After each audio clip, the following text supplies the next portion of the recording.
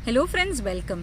अगर आपको दूर से बिना चश्मे की कोई इमेज इस तरह की दिखाई देती है, यानी कि ना सिर्फ धुंधली बल्कि धुंधली के साथ साथ उसका डायरेक्शन भी ऊपर नीचे होता है, तो इसका मतलब है आपको अस्टिग्मैटिज्म है। तो मैं आपको आम आदमी की लैंग्वेज में बिना किसी कॉर्निया, रेटिना या मेडिकल साइंस टर्म्स यूज़ किए आपको बता रही हूँ कि अस्टिग्मैटिज्म क्या है और कैसे हम इसको घर पे ही रिड्यूस लेंस मेथड को यूज़ कर इसका प्रॉब्लम सॉल्व कर सकते हैं। इसको और सिंपल टर्म्स में कहूँ तो अगर आप अपने आई प्रिस्क्रिप्शन को देखेंगे तो ये जो सिलेंडर पावर के नीचे जो वैल्यू होता है वो है आपका अस्टिग्मैटिज्म का वैल्यू। लेकिन बहुत से केसेस में हमको हमारा सिलेंडर वैल्यू पता ही नहीं होता है। हमको स्पेरिकल वैल्यू तो पता होता है, लेकिन ये जो सिलेंडर वैल्यू है वो पता ही नहीं होता है, क्योंकि बहुत कन्वीनियंटली हम हमारे आइज़ की बागडोर, आइज़ का जिम्मा किसी और के हाथ में दे देते हैं, चाहे वो ऑप्टोमेट्रिस्ट हो, चाहे वह किसी चश्मे बेचने वाले शॉपकीपर के हाथ में हो। तो आज मैं बताऊंगी ऐसे कुछ टिप्स और जनरल गाइडलाइंस जो आप रेड्यूस लेंस मेथड को यूज़ कर घर पर फॉलो करके आप अपने सिलेंडर वैल्यू से कैसे आज़ादी पा सकते हैं। ये एंड मायोपिया या रेड्यूस लेंस मेथड है, जो कि एक लॉजिकल और साइंटिफिक मेथड है, कोई मैजिकल मेथड नहीं है। इसमें हम हर 3 से 4 महीने में अपने चश्मों के पावर को रिड्यूस करते हैं तब तक कि हम 0 ग्लासेस तक हम नहीं पहुंच जाते। मैंने ये जर्नी -5.5 से स्टार्ट की थी। करंटली मैं -4 वाले ग्लासेस यूज कर रही हूँ और अपनी जर्नी को आप सब तक वीकली वीडियोस में शेयर कर रही हूँ। तो चलिए देखते हैं सिलेंडर पावर को रिड्यूस करने के लिए जो जनरल गाइडलाइंस है उसके टिप्स क्या है। सारे लिंक्स आपको डिस्क्रिप्शन बॉक्स में भी मिल जाएंगे और आप endmyopia.org में भी चेकआउट कर सकते हैं। तो फ्रेंड्स, सबसे पहले जब भी हम ये रिड्यूस लेंस मेथड कर रहे हैं, शुरुआत के 1-2 रिडक्शंस तक आपको सिलेंडर पावर को अनचेंज रखना है, यानी कि टच नहीं करना है। जैसे है उसको वैसे ही मेंटेन रखें। सिर्फ प्लेन सिंपल स्पेरिकल बाइनोक्यूलर यानी कि दोनों आइज में इक्वल रिडक्शन करना है स्पेरिकल वैल्यू तक। सिलेंडर पावर को हम शुरुआत 2 रिडक्शंस के लिए अपने हाल पे छोड़ देंगे।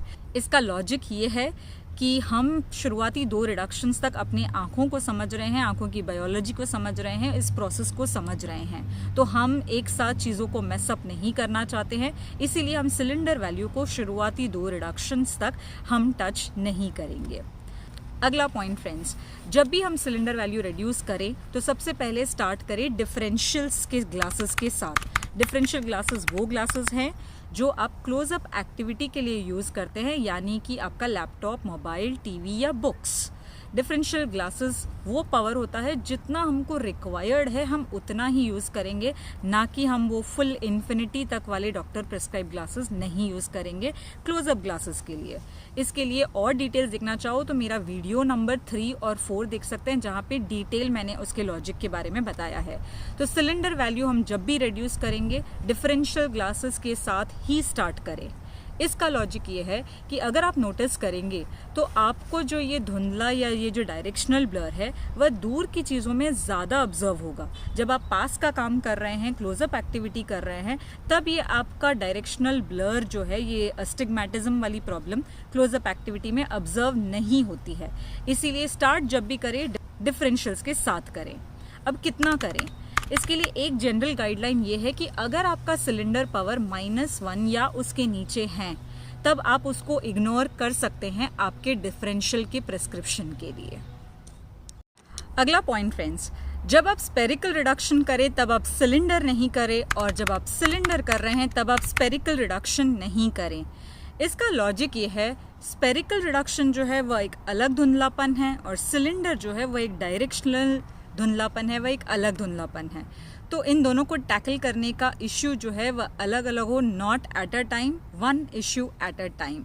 दूसरी चीज़ ये भी है कि जब ये दोनों प्रोसेस एक साथ होता है तो ये विजुअल कॉर्टेक्स के लिए थोड़ा सा ज़्यादा हो जाता है। तो सिलेंड्रिकल जो एस्टिग्मैटिज्म वाला जो रिडक्शन है वह अपने आप में थोड़ा सा कॉम्प्लेक्स है, थोड़ा सा डिमांडिंग है। तो ये विजुअल कॉर्टेक्स के लिए दोनों एक साथ करने से थोड़ा सा कन्फ्यूजन हो जाता है अपने ब्रेन को, विजुअल कॉर्टेक्स को।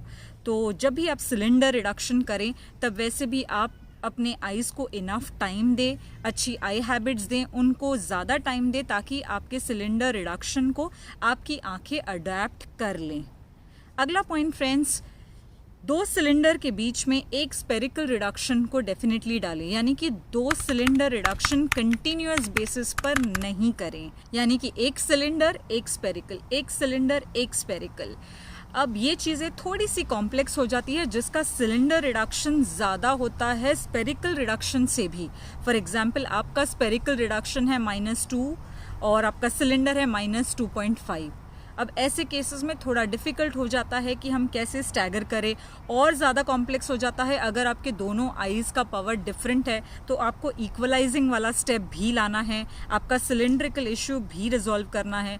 तो ऐसे टाइम पर वन एट ए टाइम करने से सिलेंड्रिकल स्पेरिकल या स्पेरिकल सिलेंडर ऐसे स्टैगर करने में टाइमिंग वाइज थोड़ी इश्यू होती है। ऐसे में एक और जनरल गाइडलाइन जो हो सकती है, जो काम में आ सकती है, वो ये है कि 0.5 of cylinder is equal to 0.25 of spherical. यानी कि ये अगर आप 0.5 हाफ डायोप्टर ऑफ सिलेंडर को अगर आप क्वार्टर डायोप्टर स्पेरिकल से सब्स्टिट्यूट कर देंगे तो मोस्ट लाइकली आपको सेम विजुअल एक्यूटी नज़र आएगी, सेम काइंड ऑफ क्लैरिटी नज़र आएगी। फॉर एग्जाम्पल सेम लेते हैं, -2 आपका स्पेरिकल है और -2.5 आपका सिलेंडर है, और हम अगर 0.5 सिलेंडर को सब्स्टिट्यूट कर स्पेरिकल में 0.25 ऐड कर दें, यानी कि आपका नया प्रिस्क्रिप्शन है -2.25 ऑफ स्पेरिकल और -2 ऑफ सिलेंडर। ये भी जनरली काम करता है। ये सिनेरियो बेस्ट हेल्पफुल होगा अगर आपके पास कोई फ्रेंडली ऑप्टोमेट्रिस्ट है जो आपको टेस्ट लेंस किट यूज़ करने को अलाउ करे और आप चेक कर पाएँ आपको ये ऐसी चीज़ों में, ऐसे सिनेरियो में कैसे आपको क्लैरिटी मिल रही है। तो फ्रेंड्स, ये सारे हैं जनरल गाइडलाइंस जो आप सिलेंडर पावर के रिडक्शन के टाइम पर आप टेक केयर कर सकते हैं। तो फ्रेंड्स, अगर ये वीडियो अच्छा लगा है तो आप सबको पता है मुझे मोटिवेट करने के लिए क्या करना है, सब्सक्राइब ज़रूर कीजिए। मैं मिलती हूँ आपसे अगले वीडियो में। Bye bye.